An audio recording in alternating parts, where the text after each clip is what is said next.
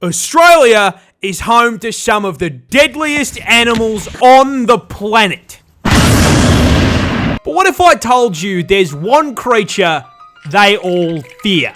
An invasive species, millions strong, wiping out native animals that we are locked in combat with to this very day. What kind of vile beast is capable of spreading such reckless hate? The answer is this fat fucking toad. But how did this war begin? Well, to answer your question, we're gonna have to go way back. The year is 1866. We are in the land down under, and our story begins the same way many tragedies do, with the British. You see, having gone hippity-hoppity, your ancestral home is now my property around 90 years back, the Brits were in full swing, rampantly colonising the country. And part of that included agriculture. Now, they brought with them many crops, but the important one in this story is sugarcane. Sugar was valuable, not only for trade, but also because, well, the fucking tea isn't going to sweeten itself, is it? But you see, sugarcane only grows in the heat, which ruled out the south of the country. It also likes humid environments, which ruled out Western Australia, which left them with one option. And so, the cane farmers loaded up their first Stardew Valley save in Queensland in 1866. But the farmers ran into an issue. You see, Queensland is home to these nifty little bugs called Dermalopida albertum. These are native beetles that hit their macros by munching on plant leaves. So when cane farmers joined the Queensland Minecraft server and set up a fucking Hermitcraft-sized farm, the beetles were in heaven and set to work demolishing the plant leaves. Now, funnily enough, the adult bugs weren't actually the problem. Sugarcane leaves hold full value. But the problem is that with such an abundant food source, the bugs started multiplying, laying their eggs around the base of the plants. These eggs hatched into larvae, and unlike the grown-ups, these little worms don't eat the leaves. They eat the roots. And so the sugarcane starts getting absolutely fucking spit roasted, and the farmers can do nothing but watch as sugarcane yield plummets through the floor along with their profits. This whole situation really pissed off the farmers, who banded together, went to the Australian government, and told them to fucking fix it. Sir, a horde of creatures is destroying the cane fields. And so, the Queensland government founded the Bureau of Sugar Experimentation Stations, or the BSES, in 1900. This team of crack scientists then immediately set out trying to solve the very same issue every single Factorio player faces. This place is covered in bugs. They are breaking my shit. How do I violently slaughter the local wildlife in order to expand capitalism and my profit margins? The BSES pondered this question for 25 fucking years. They tried spraying chemical insecticides. Didn't work. They tried injecting insecticides into the soil. Didn't work. They tried releasing the fucking cordyceps fungus. And it still didn't work. Then, one day in the office, while pondering this question, someone had an idea. Okay, we are getting outmaneuvered by the cast of Bugs Life. Someone in this office, please give me anything. What about cane toads? What? Cane toads. Those big fucking fat things that exist in the cane fields in Hawaii. I mean, it's a frog. They eat bugs. We just introduce an invasive species to fix a problem caused by an invasive species. I mean, what could possibly go wrong? And so, in June of 1936, 2,400 brave cane divers were deployed to the fields to deal with the arthropod menace.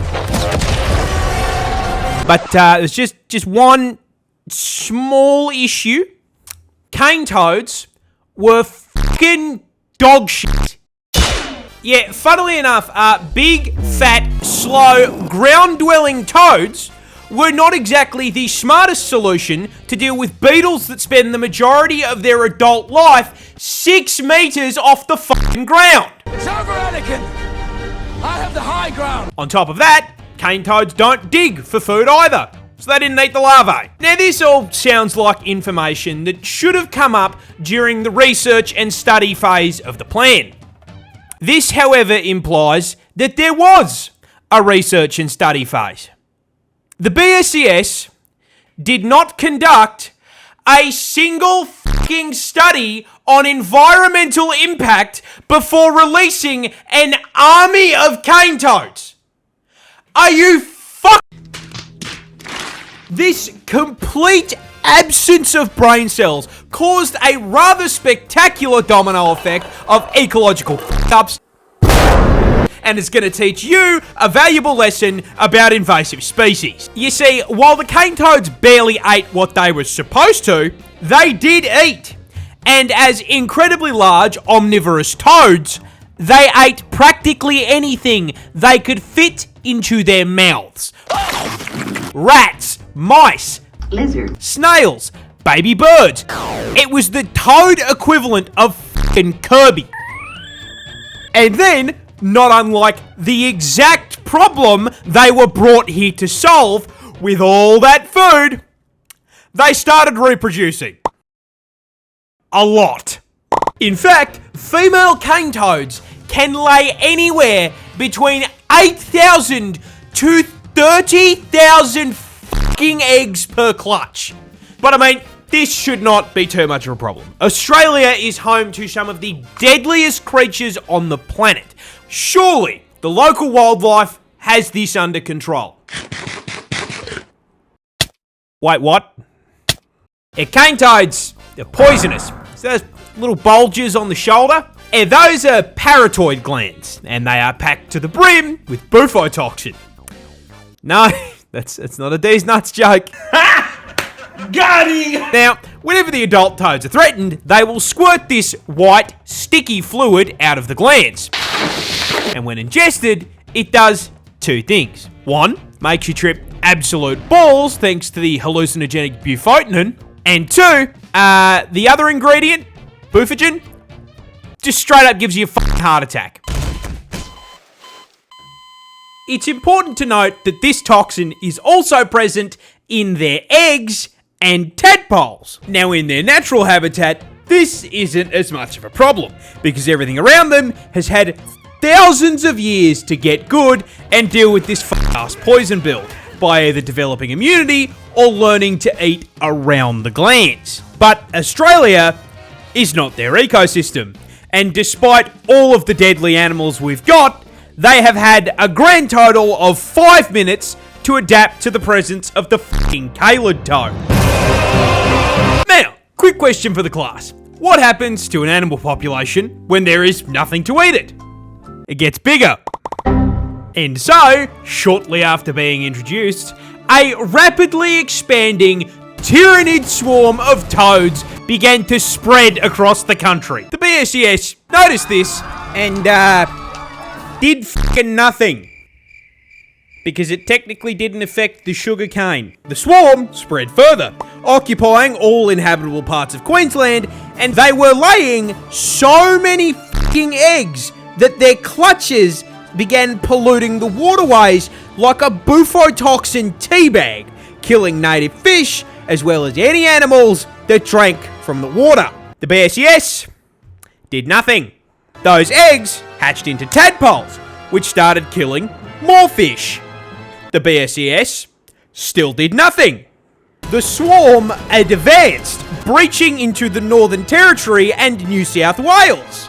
When questioned, the BSCS insisted the toads were doing their jobs and everything was fine. By the 1980s, the toads were now starving out or just fucking eating local wildlife and one-shotting anything that tried to eat them. And considering, at this point, there were 5 fucking million of them, that happened a lot. So, with local wildlife being absolutely fucking decimated, The BSES was forced to acknowledge that maybe, just maybe, Listen, we fucked up. but oh well, everyone makes mistakes. Nothing we can do about it. No, they left it for the government to clean up. Sir, a second horde of creatures has escaped the cane field. Fuck! Yeah, they realised just how much damage was being done and in 1986 began funneling federal funds into controlling the population. They tried trapping and physically removing the toads, but unless they had 5 million traps, that wasn't going to do shit. Biological warfare was proposed in the form of releasing viruses and parasites, but was shot down because it would do just as much damage to the native wildlife. And so, the toad front continues to advance to this day. So where does that leave us? Short answer is kind of fucked. Cane toads now threaten a total of 75 native species, and they've even driven populations of animals like the northern quoll to complete extinction in parts of the country they infest. And with the population now sitting at 200 fucking million toads, that infestation is spreading, with predictions showing they will be fucking up ecosystems in 5 states in the near future. And given that they have amassed a population 10 times the size of the humans in Australia, the government has completely fucking abandoned the fight for eradication, switching focus to harm reduction, using bait toads covered in non-lethal but unpleasant substances to try to teach local wildlife that toad bad. On top of this, the government has encouraged the broader public to, just fucking kill the toads.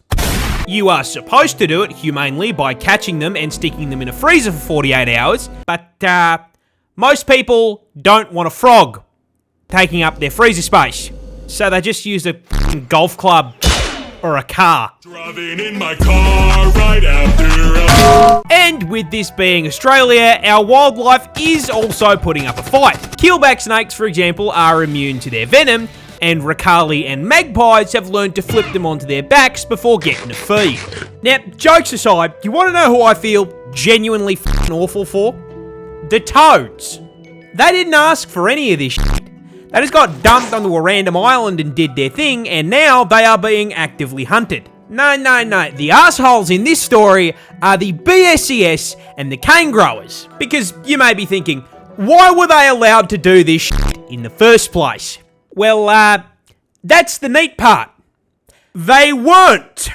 The federal government banned the f***ing idea when they came up for it in 1935, based on the advice of entomologists who rightly presumed the toads would become a bigger f***ing issue than the beetles. But the BSES and the cane growers lobbied to have the ban lifted in 1936. We are stuck in permanent toad combat because these dickheads looked at scientific advice and went, nah. You have got to be fucked. G'day, Merry Christmas, Happy Holidays, and thank you so much for watching. This is the first crack I have taken at a long form on this channel, and I'm not going to lie, I had a lot of fun working on it, so I hope you enjoyed. Also, a quick announcement if anyone missed it. We're partnered with Gamersubs now. The link in the code is in the description. So go grab yourself a tub, man. Also, just want to thank each and every one of you watching this for literally changing my life. That will never not mean the world to me, so thank you. Hope you all have a bloody fantastic rest of your holiday period, and I will see you all next time.